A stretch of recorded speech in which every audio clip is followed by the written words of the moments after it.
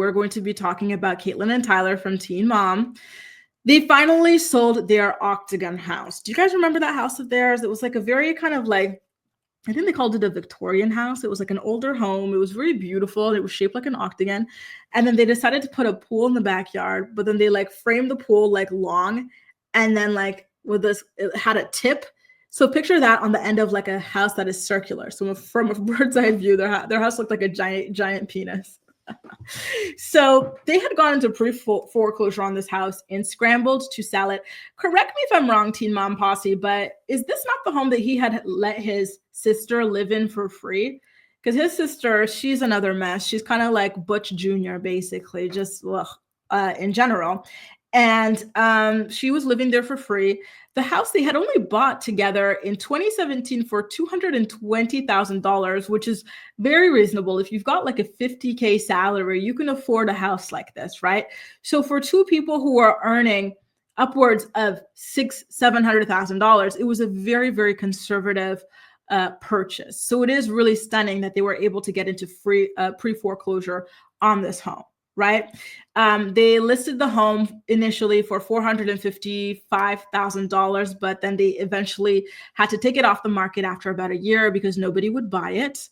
And then they put it back on sale December 26th for $425,000, so $25K off, and it sold pretty much immediately. Like the sale is not finalized. However, it is under contract right now. Okay. Again, I'm surprised they couldn't afford it because this is something that was, it was a very smart buy on their end. It's way under what their budget would be for their combined household income of about $700,000.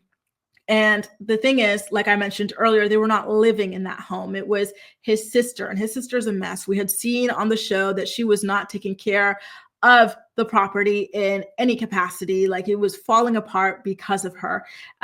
So I guess maybe they were doing repairs and that wound up causing like a lot of money. I don't know, but I digress. Okay, you guys. And so they ultimately are living in a different home that they purchased. And this is where I need you guys' expertise, because this is where I go, what is going on with their money, right? So Catelynn and Tyler, just the other year in 2023, they purchased a home. Write this down, y'all, because I need your help. They purchased it for $435,000 with a mortgage of $427,000. So when you subtract 427 from 435, you get 8,000. That is how much they put down on this property. These two people who are making anywhere from $700,000 to $1 million a year were only able to put down, what is that, 1% even? 2%, 0.5%? Mathematicians, mathematical, let's go.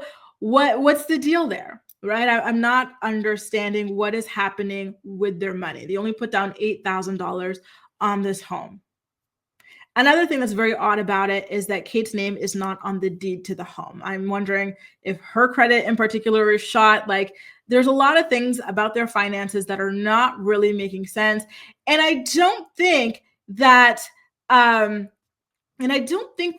they're like frivolous spenders or anything like that, with the exception of Tyler buying his sister a boob job. But I don't know. I'm wondering if these are questions that are going to be answered in the forthcoming season of Next Chapter, because it's just, and here's my thing, right? When these people their credit is going down the drain because they are not paying for their home, right? And the home is in pre-foreclosure. How is it that the bank is able to give them double the mortgage, double for a different property, with only about 1 or 2% down? Because to me, at that point, you become a high risk client or borrower, and the lender has to secure themselves by making you pay more than the average person would have to pay because you have a history of not paying your debts, right? So if anybody who is well versed in the real estate field, in the financial sector, mortgages, anything like that, please do help us out with this question, y'all. This is a mic check, 1 2 1 2. If you're someone in this field watching live, let me know in the chat. Or if you were someone watching the replay, let me know in the comment section, my VOD squad, because I do not understand.